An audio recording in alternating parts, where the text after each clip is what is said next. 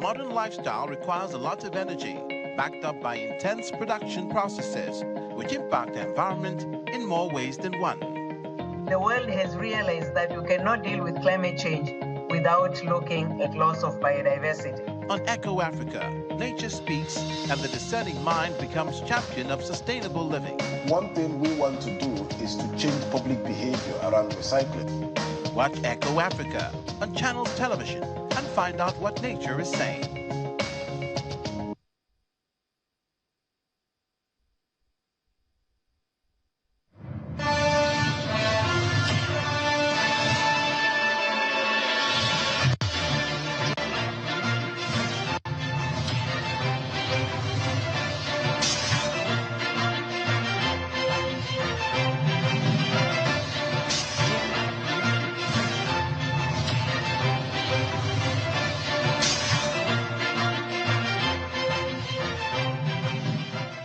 The EFCC has declared a former Minister of Petroleum Resources and former Governor of Bayelsa State, Timipre Silva, wanted.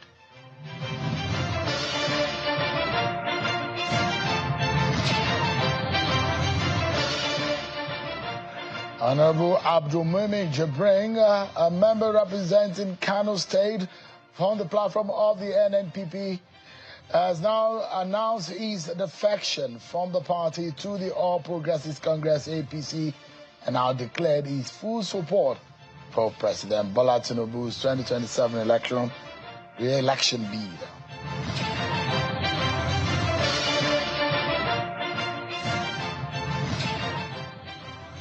A warm welcome to all of you, wherever you may be watching. This is Politics Today, live on Channels Television. I am Sean Kimale here in Abuja. Let's begin with one of the biggest stories today, which is the declaration of the former governor of Bayelsa State, wanted by the Economic and Financial Crimes Commission, EFCC, the former Minister of Petroleum Resources and former governor of Bayelsa State, Timipre Silva, has been declared wanted.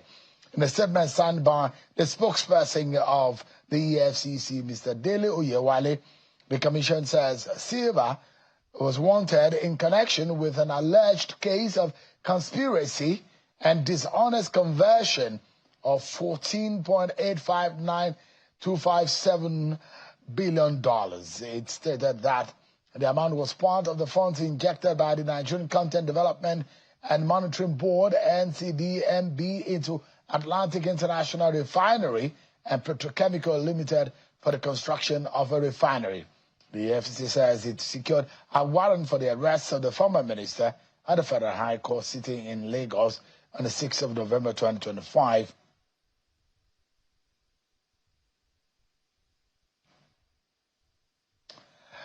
Let's tell you that the acting national chairman of the People's Democratic Party, PDP, Mr. Omar Damagun, may be facing some very tough challenge over the planned convention of the People's Democratic Party, as some chairmen of the party in Imo and Abia State have since gone to before the NJC to petition the judge which sat on the matter, where the Oyo State court giving an ex parte order allowing the convention in Oyo State to hold.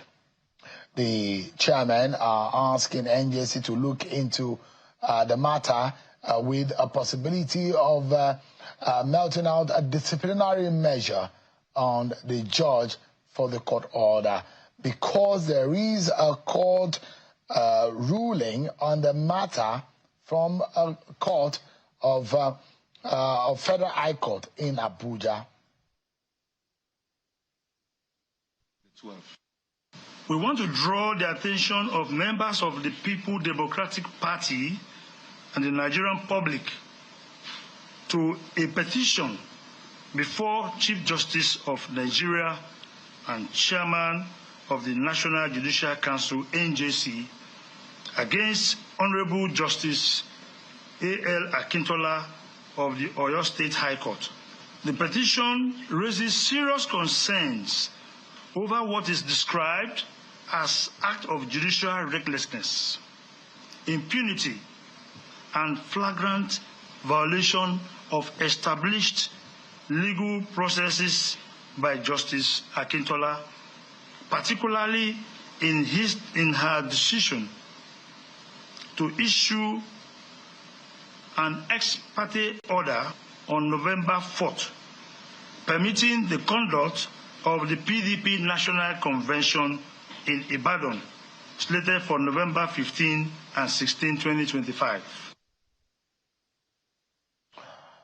So much more to talk about tonight. My guest is known as a very towering figure politically in Nigeria. He's played at the very highest level in our national governance in Nigeria. He's got some opinions about what is going on in Nigeria today. But I will be introducing my guest to you after we've served you with some of your political roundup stories.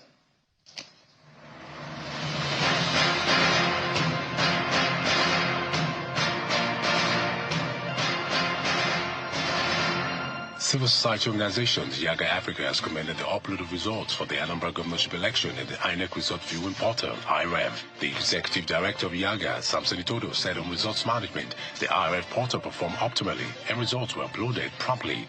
A check on the IREV portal as of Saturday night indicated that 99% of the Anambra election results were uploaded on the IREV portal. The candidate of the People's Democratic Party, PDP, in the 16 local government areas of Taraba State have emerged winners in the chairmanship elections in the state. The chairman of the State Independent Electoral Commission, Dr. Philip Duwe, made the declaration on Sunday at the Commission's headquarters in Jalingo. The Commission's chairman mentioned that 4 political parties, namely ADC, APP, PDP, and YPP, participated in elections as against a claim in some quarters that only one party fielded candidates for the exercise. Dr. Wolu Luyede, a renowned medical expert, has emerged as the winner of the People's Democratic Party PDP governorship primary election in Ekiti State. The PDP primary election, which drew thousands of party supporters to the election venue in Ado-Ekiti, saw 535 delegates from 177 wards cast their votes. Senator Ibrahim Jakwambo, chairman of the primary election committee, declared Oluyede the winner with 279 votes, defeating Funsho Ayeni, who polled 239 votes, and Fumilayo Ogun, who scored 17 votes. Lastly, the Minister of the Federal Capital Territory, FCT Nyesom Wike, has given property owners who violated land use regulations in parts of Abuja, the nation's capital, a final 14-day grace period to pay a 5 million conversion fee. This was disclosed in a statement on Sunday by Senior Special Assistant on Public Communications and Social Media, Larry Olainka.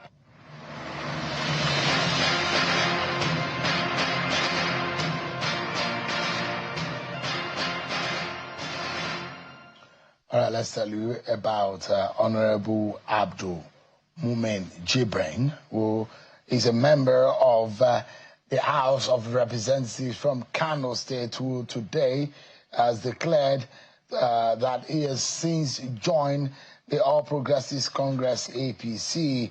Honorable Abdul Mumin Jibrin was elected in the House of Representatives in 2023 on a platform of the NNPP, but today he's made it known on his social media page that he's dumping the NNPP for the APC, and he since declared his full support for the re-election bid of President Bola Tinubu in 2027. All right, then let's get talking about my guest tonight. He is, going to be talking about some of the shifting tides in Nigeria's political landscape as it is today. A lot of the realignment, the emerging platforms, and some of the issues that are being raised, and the growing voice of alternative political parties. Is a notable political figure who has been at the very heart of the federal governance and national politics and political negotiations that we're seeing over the years. The former secretary to the government of the Federation, Mr. Babachir Lawal, is live for us here in our studio. Thanks so much for joining us tonight. I appreciate it. Thank you very much. Good evening. Your party came a distant third in the election in Anambra. So did you see that coming? We did. We didn't even expect to come third. I mean, the issue was that the man was in the Labour Party, and I think it was when it was clear he was not going to get the ticket for Labour that he joined our party and picked the ticket. So, and as a party, we had wish that they would have supported the Labour Party candidate, because as you can see, the Labour Party had finished their convention, and at that time we were still in the process of the realignment.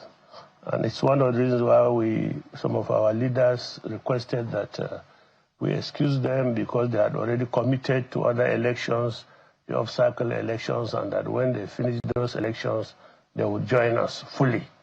And it's on that basis that we excuse Mr. Peter Obi to go and continue the campaign for the Labour Party candidate. And so, in spirit, we never was with our candidate, but be that as may, he wanted to contest on our platform, and he had the right to do so, and he did so.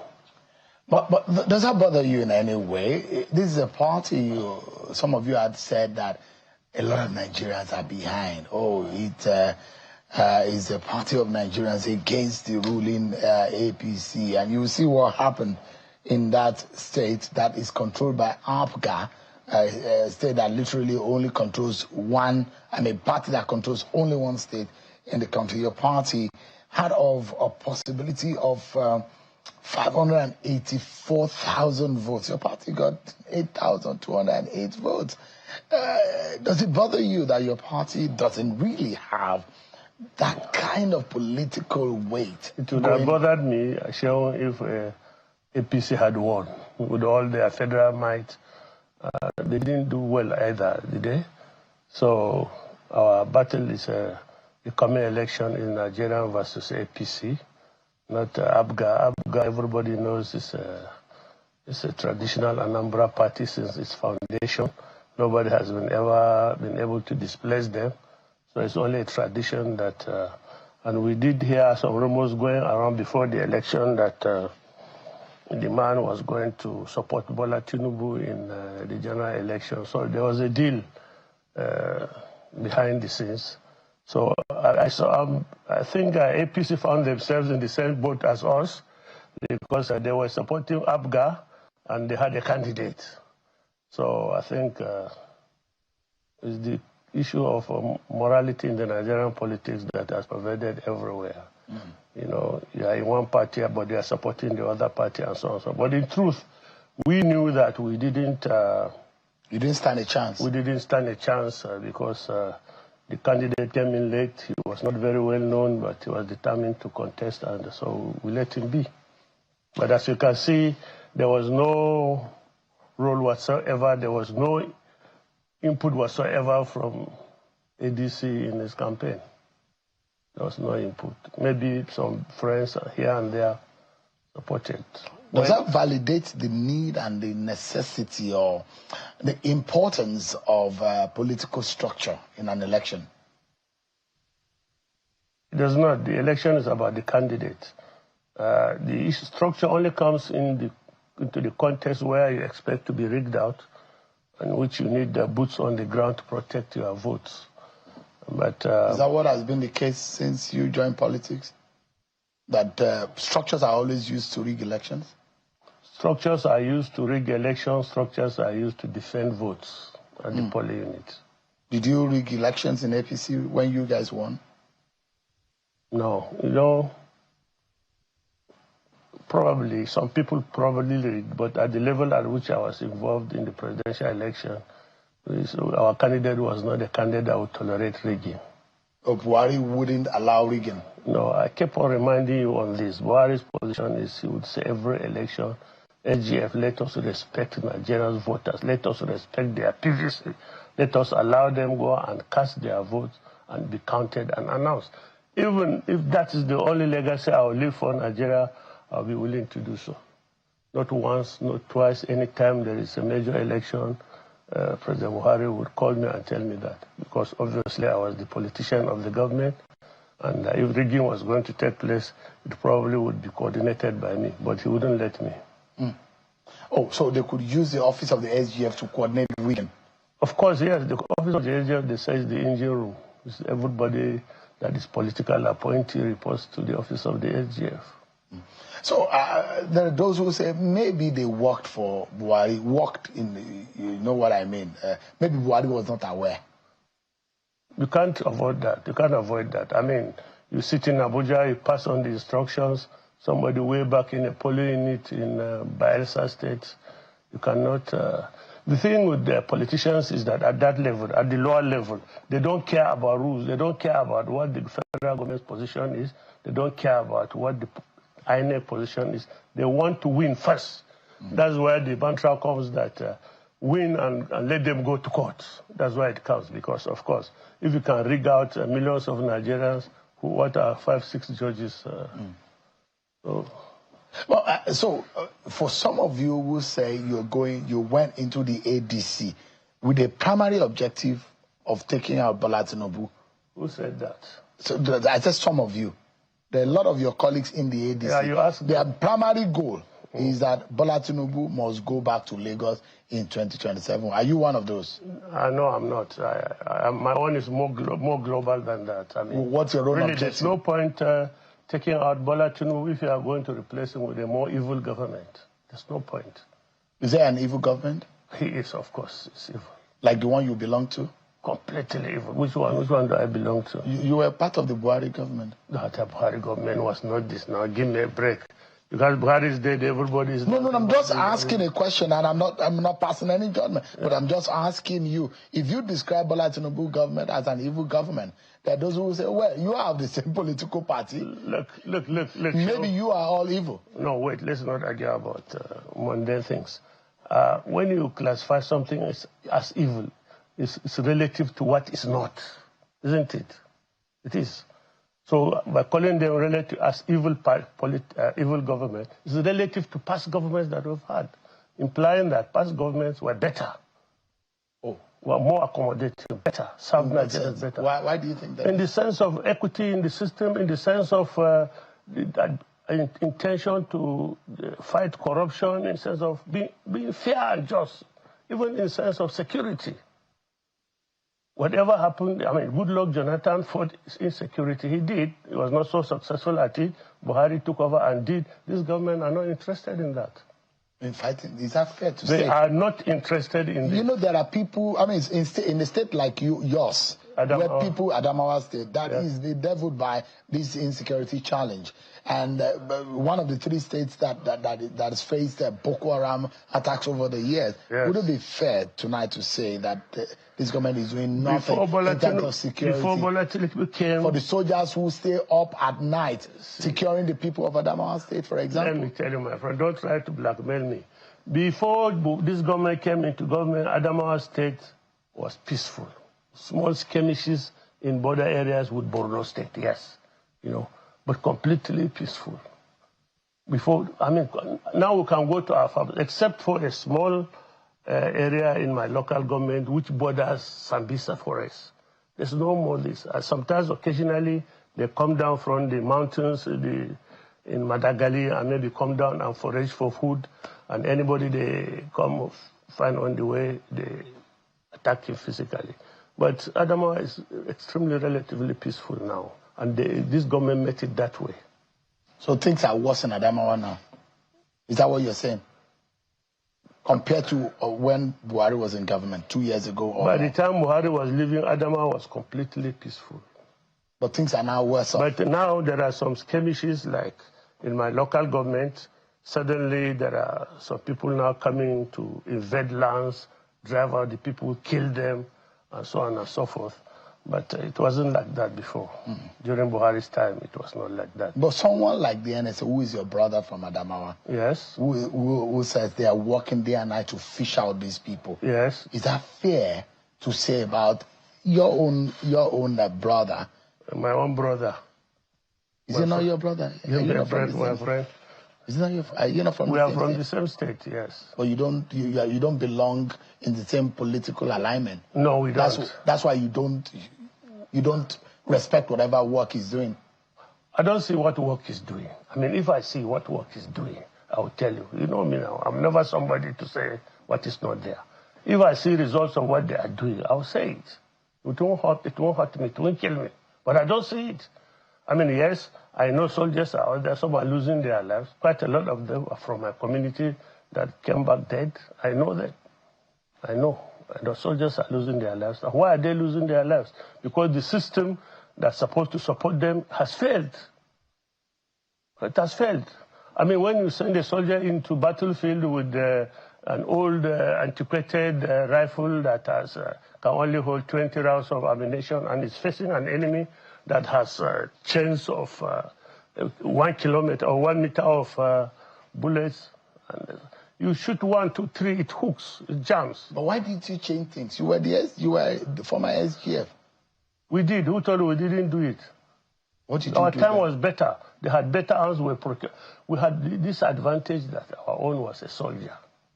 Our head of state was a soldier, and he understood the issues, and he did well. So because President Bola Tinubu is not a soldier... Maybe he doesn't, yes, or maybe he's not interested. Let me ask you. You are David. In fact, some people call you Pastor Lawal. I have 2 degrees in theology, Christian theology, yeah. Okay.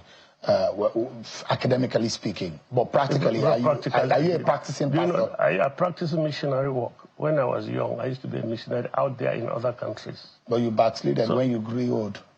Yeah, well, now I don't do missionary work because, for one, I'm diabetic. I need to carry my injection, which requires refrigeration 24 hours. So you can imagine me in Darfur, where I used to be, or somewhere where there's no electricity, I'll be dead. Mm. The younger David Lawal was knew God better. But now I know God better. You have changed your ways. No, I know God better now. You know more money now. So even the service to God, the Shewon is graded according to your ability. So I've just yeah, I know. So the point I'm making is that, and I'm drawing, would you regard yourself as a minority Christian in a largely, just for a moment, sir, a minority Christian from a largely Muslim North? No, I don't know what, let's define that. There's no minority Christian. There's no minority. Is Christianity a minority in the northern Nigeria? Oh, I think what you are trying to say, Sean, is that I come from one of the smaller tribes, which in terms of Igbo, Yoruba, Hausa, they are called major tribes because they are larger as ethnic groups. So there are some of us, like my own, probably below 1 million, or if maximum maybe 1 million, and then we aggregate ourselves to form a whole, and then they call us a minority. The minority in the sense that individually we are small, but nothing more than that. So there are Christians, in southern part of Borno. There are Christians, heavy populations of Christians. In Adamawa, I know there are a lot of Christians too. Same thing in most part of the northern Nigeria. But there is a perception that Christians are not, voices of Christians are not as prominent in northern Nigeria. But you are one, you are a Christian. Yeah, I'm Christian from one of those tribes, yeah. Okay. You see, you need to look at the historical reasons why this is this. When the British came during their colonial, by that time there was jihad. And the jihad actually went around conquering and installing Islamic emirates. But quite a lot of the tribes resisted them, and they were not able to conquer them. And those tribes, mostly smaller tribes like our own, eventually embraced Christianity, or they were already Christians by the time of the jihad of 1904 or so. So, but you see, the British had an issue. They wanted to rule through the indirect rule, and they felt that establishing using the emirate system was good because it was already established administratively and so on. So they were collecting tax effectively. So the British leaned on that system and went about, like in Adamawa, where majority of the tribes were not conquered, went about installing and demoting the chiefdoms they met in place.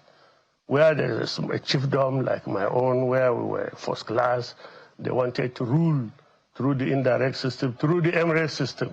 So they demoted our own people and gave ascendancy to the newcomer, the emir, the lamido.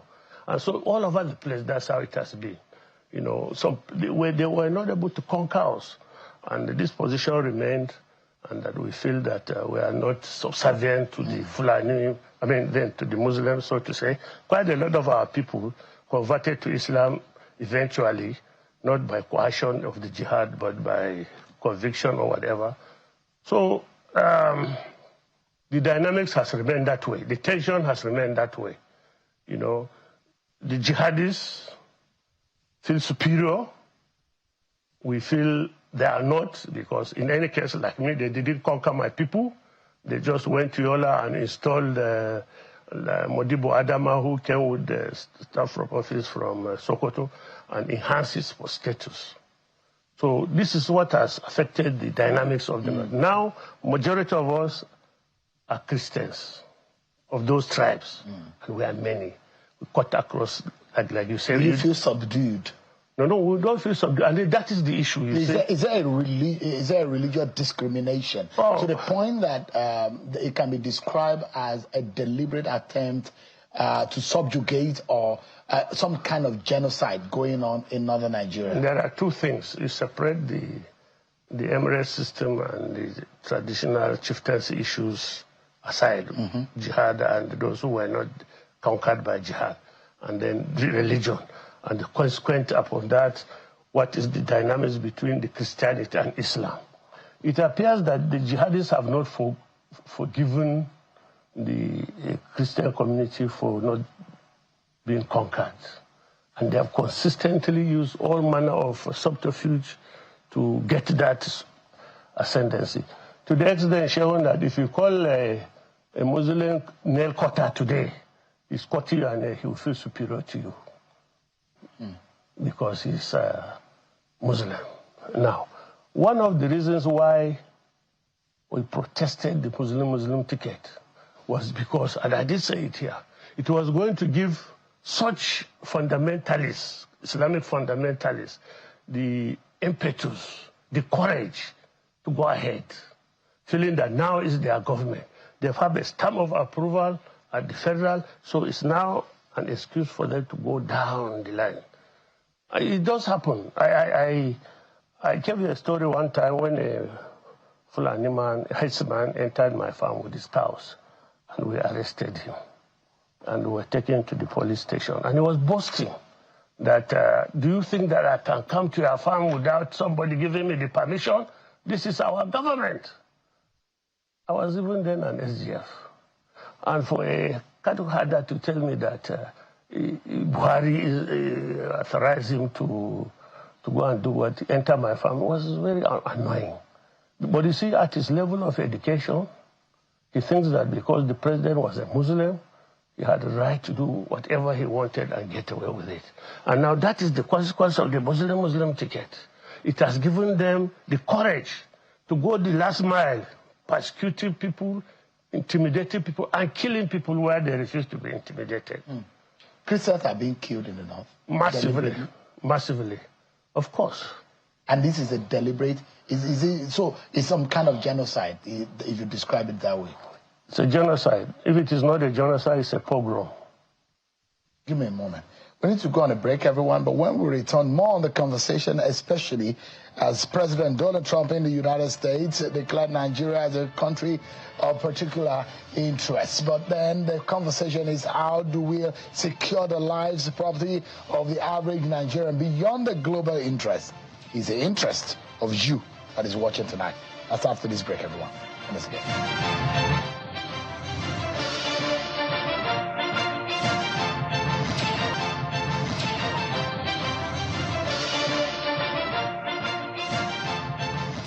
For staying with us, a former secretary to the government of the Federation, Mr.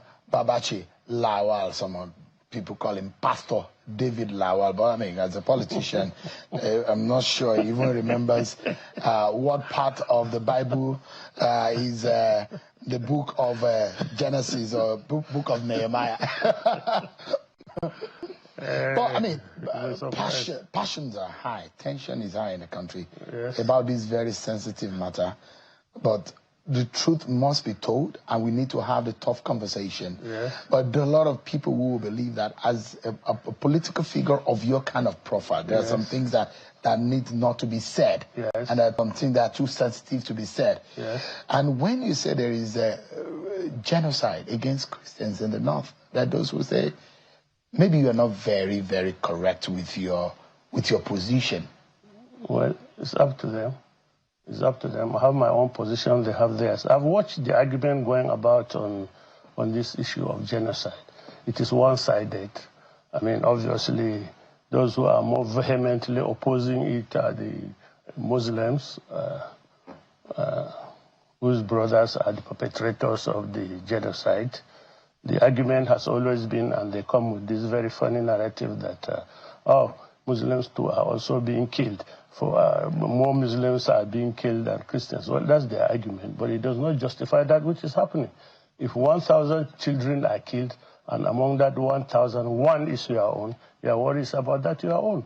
And in any case, why is the argument dodging the fact that those being accused of carrying out the genocide are Muslims? They are not Christians. So if a Muslim wakes up and starts killing people, and he kills 1,000 Muslims and kills 100 Christians, the argument we do have we Christians is that probably those they are killing are Muslims they consider not of the caliber they thought would be. But is it deliberate? Or these are just ragtag criminals who are give me a break. You come about 500 of you on a motorcycle, you enter a village, burn it, kill it, cut off the head of the pregnant woman, slit her stomach to bring out the Christian child. But does criminality know religion? Do they ask people, are you a Christian or a Muslim before they kill them? They kill you because they are a Christian, and also they kill Muslims because they don't think they are good Muslims. Everybody agrees with If I see you on the road, your Christianity is not written on your head. Yes, yes. So, and if anybody attacks you... But if you come to Benue State, and you go to a village in Benue State and kill everybody, you can't claim that you don't know that that community is wholly Christian. You can't claim you don't. Because you know. Do you have a personal experience? And the reason why I brought the conversation, and I started the conversation about where you are from, the number of your tribe and your religion in Adamawa, for example, that is a predominant northern state, and the kind of narrative that has gone on. That's why I asked you that specific question. And the fundamental issue is whether or not these are just criminal elements who attack possibly vulnerable spots in Nigeria that are occupied by Christians accidentally. Well, is it possible? Well, it will be amazing to find out why a majority of those criminals killing Christians and of course Muslims have the inclination because they are Muslims. It's up to you to find out why is it that the Fulani headsmen or the Fulani who you prefer to call some more generous names like bandits who are doing all these killings. Is it not amazing that they are from one single tribe and religion? Is it not amazing? Is it not amazing that they have sufficient armaments at their disposal with which they go around, they kill and maim and loot and burn? Is it not amazing that somebody, it doesn't occur to you, Shevon, that somebody somewhere must be funding them? You're saying that this is an orchestrated because the resources at their disposal is so enormous that sometimes they are better, I mean, all the time they are better armed than the soldiers. All we don't have these days is maybe they are yet to acquire helicopters and bombers. But I mean, we do hear now these days that they now also use drones. Now, if it is just a primitive, uneducated, bush-living Fulani man that decides to do this, how does he get the knowledge? You have painted a whole tribe, a Fulani tribe. They don't call their own people to order. If one of you goes bad and you don't call him to order, you don't check him, if my son goes out to question him and I don't call him to order, if they say my whole family is involved, you are right. So are you saying Trump is right? Trump might be right, might not be right, but don't forget, Shehu, there was a delegation that first went to United States to tell I think Obama then that Christians were being slaughtered in Nigeria, it included this man. Which man? The president. That APC delegation. I saw the picture. Buhari was there. Amechi was there. I think he was the one even sitting close to the president, where they went to lobby the Americans that the Goodluck Jonathan government was carrying out genocide in Nigeria. So these are the issues that beat your mind. They go there themselves and say it does happen. They come back, and when we say it happened, they say, no, it doesn't happen anymore because we are in government. And look, the issue is this. Forget about whether there's genocide or not in Nigeria. The issue is that guarantee or security of life and our property. That is it. That's what we want from government. How difficult is that? Ask them. You've been in government. Yeah. You know how difficult it could be. Is there anything you think could make it more difficult for this government? If you, in your own view, you think that they are not doing enough, but what do you think could have made it more difficult? Government is progressive. If we didn't do well enough, they should do well enough. They say they will do better. And let them do the better they say they will do. We don't care about all this nomenclature of pogrom, what did you call the other one? Genocide. Genocide. All Nigerians want is peaceful living. It doesn't benefit me that my child is killed and 1,000 children of other people are killed. It doesn't benefit me in any way. What benefits me most is that everybody is alive. Let this government assure us, Christians, and if they like, including Muslims too. Yeah. That to what end, Mr. Lawal, are these people you say are not being called to order? To what end? Do you think is their motive of killing people? Forget whether they are Christians or Muslim. Every individual that is being killed is human, first and foremost, in the eyes of God, yes. Whatever your faith is. Yes. To what end? What are they trying to achieve? Because I assume that these people are also Nigerians. Yes. I resort to the Bible as why I think it's Jeremiah. It says, the heart of man is desperately evil. Who can fathom it? You know, it's in the Bible. It says the heart of man is desperately evil. You begin to wonder what as an average human being that God has blessed you don't have that type of heart. You know, you begin to wonder what drives such people to slaughter, cut off the head of a pregnant woman, slit her stomach, remove the umbilical and smash it to the ground. You never understand. You cannot understand. It's just the way God creates the world in and so on and forth. So they have their reasons.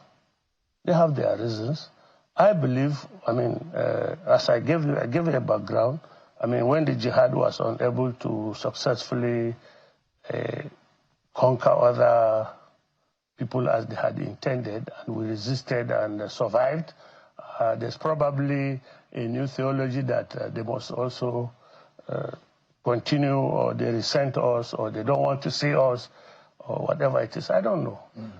Maybe they don't want to see us. Maybe they don't want to see us alive. Maybe our being alive annoys them or annoys somebody there. I don't know. And look, and then the government, by deliberate actions, seems to encourage that. I tell you, I refer back to this Muslim ticket. That is the battleground. That's the fundamental basis where they have the justification to continue. If the government itself decides that, no, we have no regard for the Christians in Nigeria, we can run our government as Muslims, whether they like it or not, they can go to hell. So what do you talk of the man on the ground? It goes. Recently, there was argument about they also want to bring, what do they call it, something economy. Islamic economy, halal economy. And when people came to me complaining, I said, what do we expect to happen? When they have a Muslim government, they decided to do it. How do you expect them not to progress until they get to the end? What was the essence of the Muslims don't get? Are you saying this because you are now of the ADC, you don't belong with them? I said this even when I was in APC. Shaul, I was here with you when I was in APC. When did I leave APC? Only on the formation of ADC.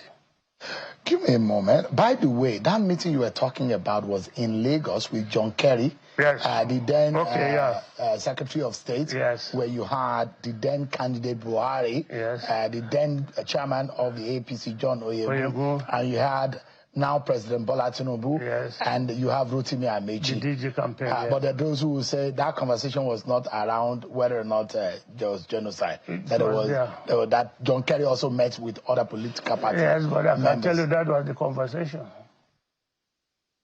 So that there was genocide in Nigeria. Yes. Maybe the genocide doesn't exist any longer. I've read somewhere when I was coming, of course, there is a lot of fake news, but where Donald Trump was saying that he was carrying out the request of Bola Tinubu about genocide in Nigeria. I've read somewhere. It could be true, it could not be true these days of fake media.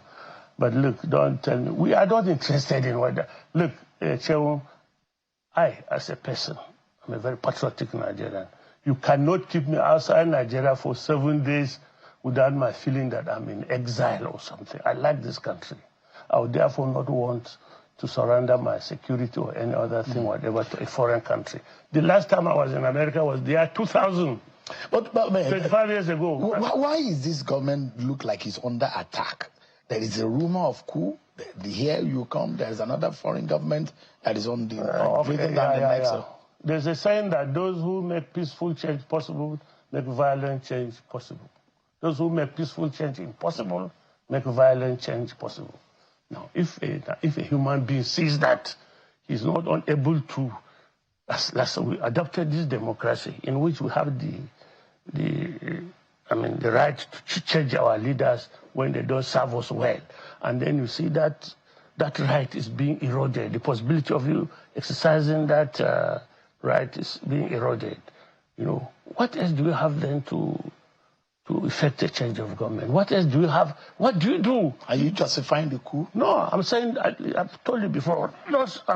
If you make peaceful change impossible, be prepared for a violent change. So meaning that 2027 is being pushed in the face of everyone and making it like... this issue did not start with Bola Tinubu, issue of democracy being subverted, you vote, you don't get counted. That started quite a long time ago, you know, immediately after General Obasanjo, you know, then progressively things got up to stage where now, you know, it has become so pervasive, so scary, so you feel caged.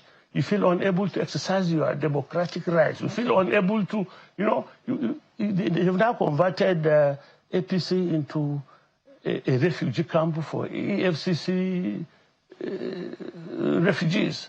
You pack billions, you negotiate, join APC. The story going around that they even give you humongous amount of money for a governor that becomes. So what do we do, for God's sake? We now put our heads on the chopping block, come and chop it? Then there's no security. You complain, the government, if you complain about insecurity in your area, the government comes after you.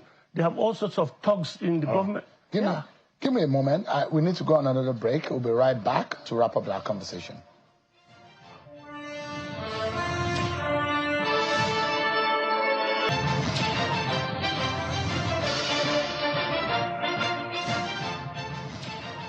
Babachir Lawal, a former secretary to the government of the Federation. So, big question for me here tonight is, where do we go from here?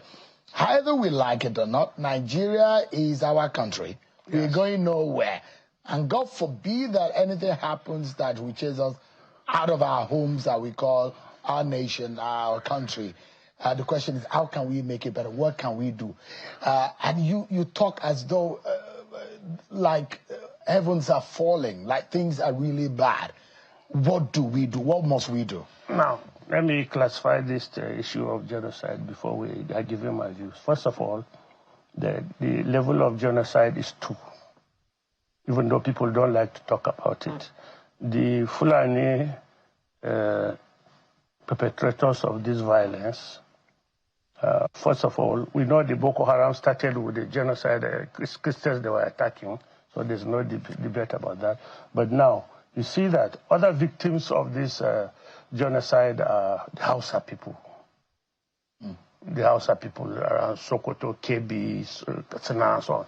They are the ones there. When you mention many people, Muslims are being killed, there are Muslim Hausas that are being slaughtered in their thousands, you know, in mosques and so on and so forth. Then, of course, there are also the Christian genocide everywhere. That one, there's no dispute about it. Now, what to do about it? The government should assure us that they can give us the peace, security, and prosperity that we desire. If they are unable to do that, I mean, they cannot blame any part of the society that decides to seek help from anywhere. I don't know whether you know, I give you a story. In the Bible, there's a theology of Christian brotherhood, where we are considered as brothers, the universal church, in which we are supposed to be our brother's keeper, irrespective of tribe, nationality, or ethnicity. You are supposed to come to the defense of your brother when he's in trouble.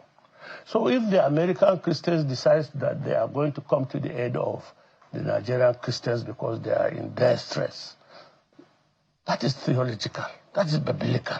There's ample position in it. Go and study it.